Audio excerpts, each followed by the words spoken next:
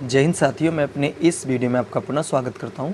दोस्तों, आज हम लोग बात करने वाले हैं जमानत क्या होता है। एक्चुअली हम लोग सुनते हैं जैसे कभी भी कोई व्यक्ति अपराध करता है तो जब वो जेल जाता है तो उसकी जमानत कराई जाती है। तो जमानत का आइए मतलब समझते हैं, जमानत कितने प्रकार की होती है।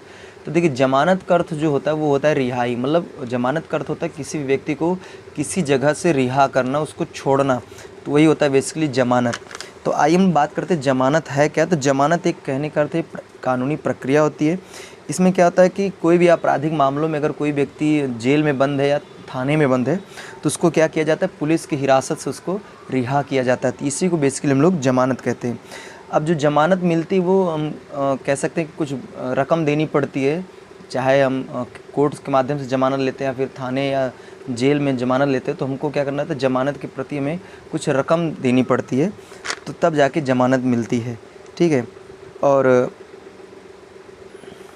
अगर हम बात करें कि जमानत से संबंधित कुछ महत्वपूर्ण बातें, तो इसमें जमानत इसलिए दिया जाता है ताकि जो आरोपी है उसको बेगुनाही साबित करने का मौका मिल सके। जैसे कभी कभी क्या होता है कि कुछ ऐसे भी लोग होते जो बेमतलब के फंसा दिए जाते हैं, तो बेसिकली उन ऐसे लोगों को जमानत मिल जाती है ताकि वो अपनी बेगुनाही को साबित कर सकें। मतलब वो ये प्रमाणित कर सकें कि हम इस आरोप में या फिर इस कह सकते हैं इस अपराध में हम सम्मिलित नहीं थे।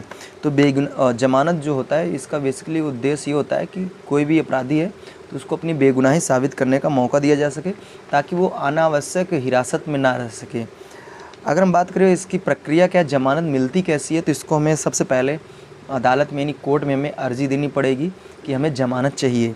ठीक है। इसकी शर्त क्या होती है, देखिए जमानत के लिए शर्त ये है कि जो भी व्यक्ति अपराधी है, जो भी व्यक्ति जेल या थाने में बंद है, तो उसको ज़मानत इस शर्त पर मिलेगी कि उसको कहीं भी जाने की अनुमति नहीं है, यात्रा पर पाबंदी लगा दी जाएगी कि वो अगर ज़मानत मिल रही तो वो राज्य या ज़िला देश छोड़कर कहीं बाहर नहीं जाएगा।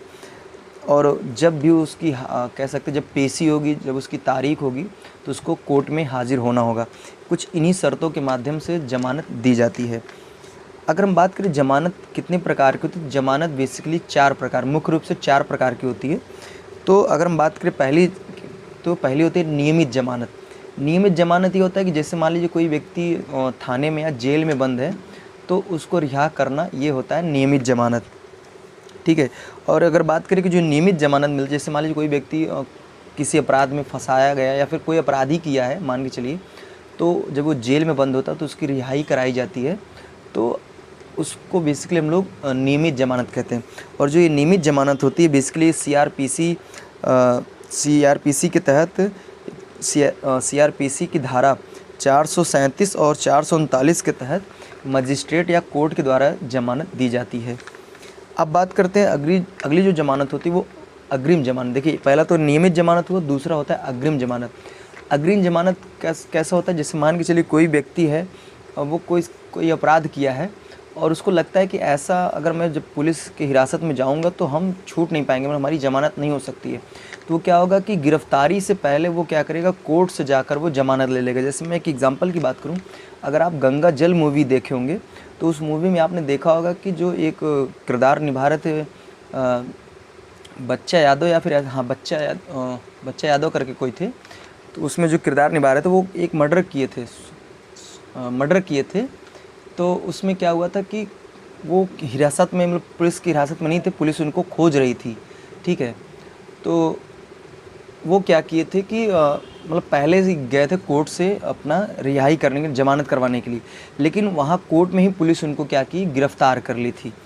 तो इसी को बेसिकली हम लोग कहते हैं अग्रिम जमानत। अग्रिम जमानत का मतलब ये होता है कि गिरफ्तारी से पहले कोर्ट से जाकर रिहाई की अर्जी लगाना, ये होता है अग्रिम जमानत। ठीक है। अब बात करते हैं जो अग्रिम जमानत होती है किसके तहत दी जाती है, तो ये सीआरपीसी की धारा 438 के तहत उच्च न्यायालय या कह सकते हैं जो डिस्ट्रिक्ट न्यायालय होता है उसके तहत जमानत दी जाती है। अब बात करते हैं अंतरिम जमानत क्या होता है। तो अंतरिम जमानत में ये होता है, जैसे मान के चलिए कोई व्यक्ति नियमित जमानत या कह सकते हैं अग्रिम जमानत के लिए अर्जी दिया है और उसमें कोई समस्या बाधा है भी वो पूरी तरीके से नहीं होता है, तो व्यक्ति को क्या, अपराधी जो होता है उसको कुछ दिन के लिए क्या दी जाती है, छूट दी जाती है, जिसको हम लोग बेसिकली मतलब कुछ दिन के लिए उसको छोड़ रिहाई कर दिया जाता है, जिसको हम लोग अंतरिम ज़मानत कहते हैं। ये तब होता है जब नियमित ज़मानत और अग्रिम ज़मानत में समय लगता है। तो ये होता है बेसिकली अग्रिम ज़मानत। एक चौथा होता है डिफ़ॉल्ट ज़मानत या कह सकते हैं वैधानिक ज़मानत। जैसे मान के चलिए कोई व्यक्ति किसी अपराध में उसको फंसाया गया या फिर कोई अपराध किया है उसने, वो जेल में बंद है, तो अगर 60 से 90 दिन के बीच में अगर पुलिस जो है वो चार्जशीट नहीं देती है, यानी कोर्ट में चार्जशीट को नहीं दाखिल करती है, तो उस व्यक्ति को मतलब कहने का मतलब उसको एक अधिकार प्राप्त हो जाता है कि उसकी ज़मानत होना सुनिश्चित हो जाता है।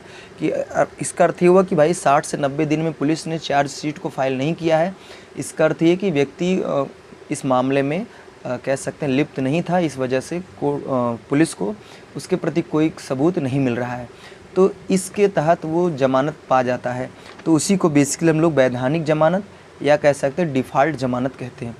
और एक होता है मेडिकल ज़मानत भी होता है। जैसे मान के चलिए ये एक्स्ट्रा मैं बता रहा हूँ अन्य ज़मानत में, जैसे मान के चलिए कोई व्यक्ति कई दिनों से जेल में बंद है, उसको कोई ऐसी समस्या यानी गंभीर बीमारी हो गई है जिसका इलाज कराना बहुत ज़रूरी है, तो उसको कुछ दिन के लिए छूट दे दिया जाता है ताकि वो जाके अपने घर पे अच्छी तरीके से इलाज करा सके। तो बेसिकली इसको हम लोग मेडिकल ज़मानत कहते हैं। तो उम्मीद करूँगा ज़मानत क्या होता है, ये कितने प्रकार के होते हैं, इसके लिए क्या शर्त है, ज़मानत किससे कैसे मिलती है, सारा कुछ मैंने मेंशन किया, बताने का प्रयास किया। अब दीजिए इजाज़त। जय हिंद।